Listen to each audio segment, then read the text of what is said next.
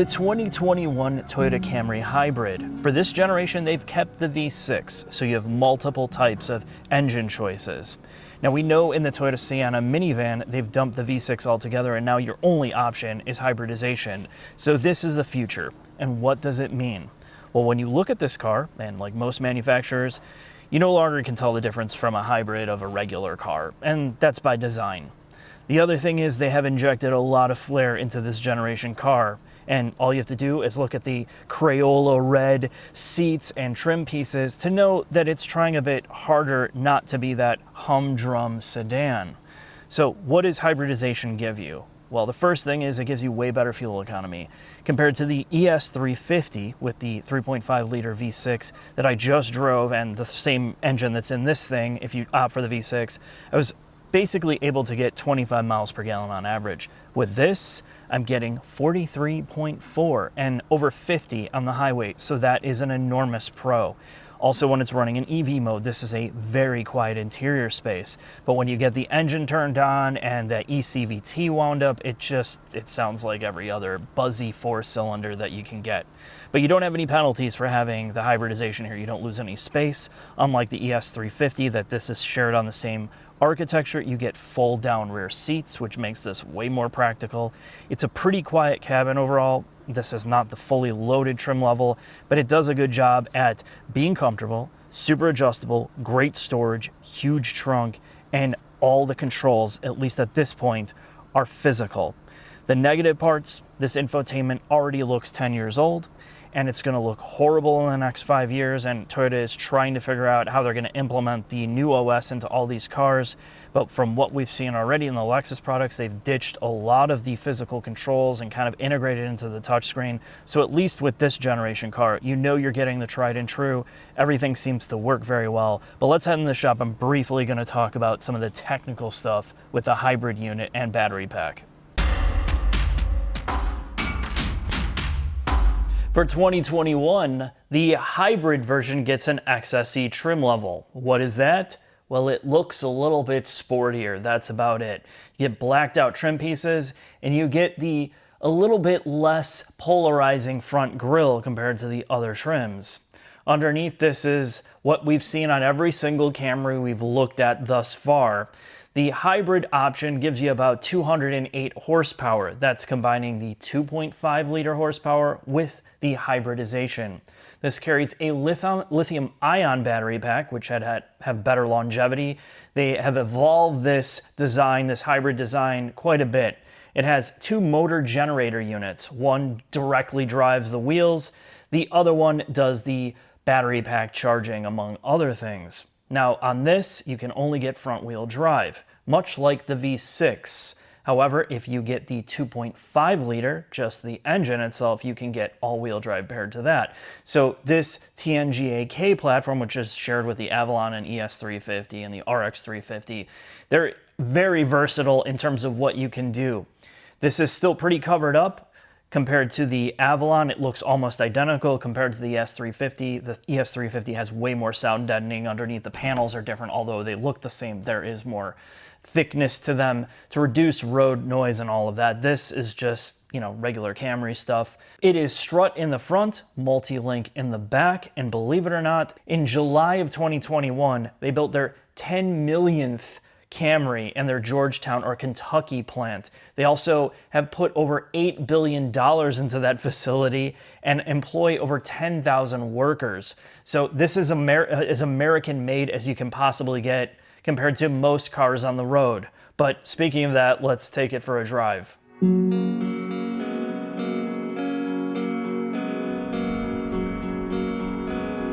The Toyota Camry Hybrid.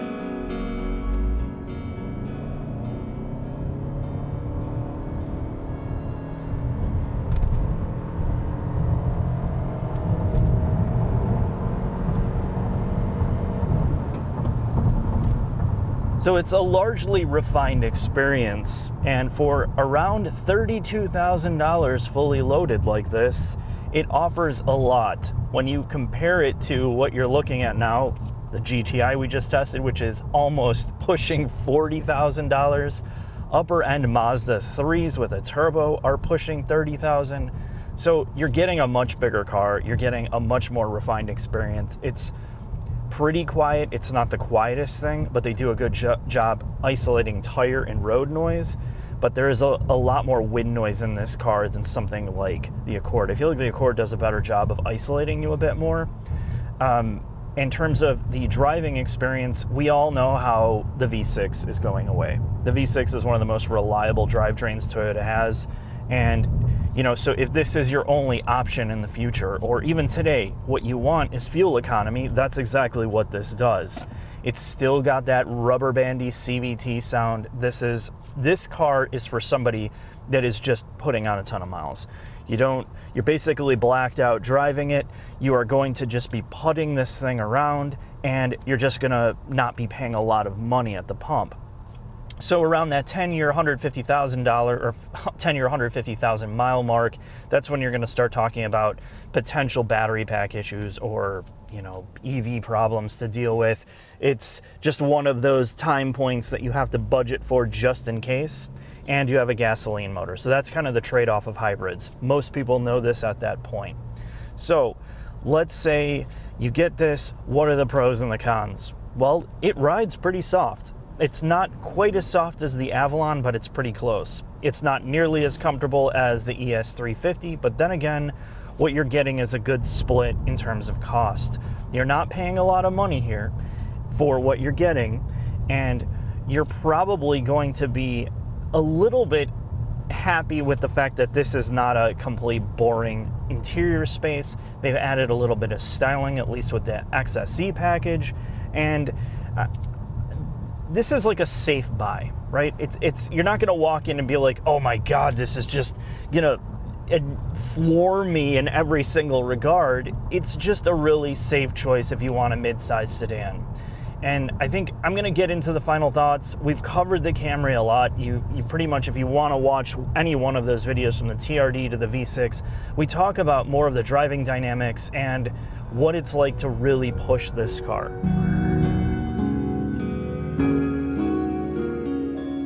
Final thoughts on the Toyota Camry Hybrid. So between all the videos we've done, you have a pretty good idea of what this car is like and not, and its deficiencies. In terms of the hybrid, here's the highlights. It's a bit quieter because it goes in EV mode quite a bit. The other part is the fuel efficiency, as I mentioned, is tremendous compared to the V6 and even most 4-cylinders. You get a big boost there, especially on the highway. It's transparent mostly when you're driving. Of course, the car will cycle on and off the gasoline engine in certain circumstances, so you'll feel that vibration. But to me, in terms of drivability, the only thing I've noticed that's a negative is when that electric torque comes in, it does unsettle the front wheels. You will get some wheel spin, much like the V6. It's a front-wheel drive only platform. It'd be nice if it had that all-wheel drive advantage, but it's, again, you don't get it here. The last thing to talk about with some of the deficiencies of driving is the stability control system and the ABS are hyperactive. So I've noticed this more as I put miles on it. If you get over some uneven pavement, you'll notice some weird things that the stability control will do, braking one wheel as the car gets unsettled. And it's happened more than any other car I've been in modern history. So it's something you might want to keep an eye on if you're driving it, if you're picking up on that, and then report it to your dealership. But I really think this is a great car for the price. At around $30,000, you're getting a lot for your money here if you can live with the fact this isn't the most technically advanced interior, infotainment, and the things that people really love to talk about. Thanks for watching. I'll see you next time.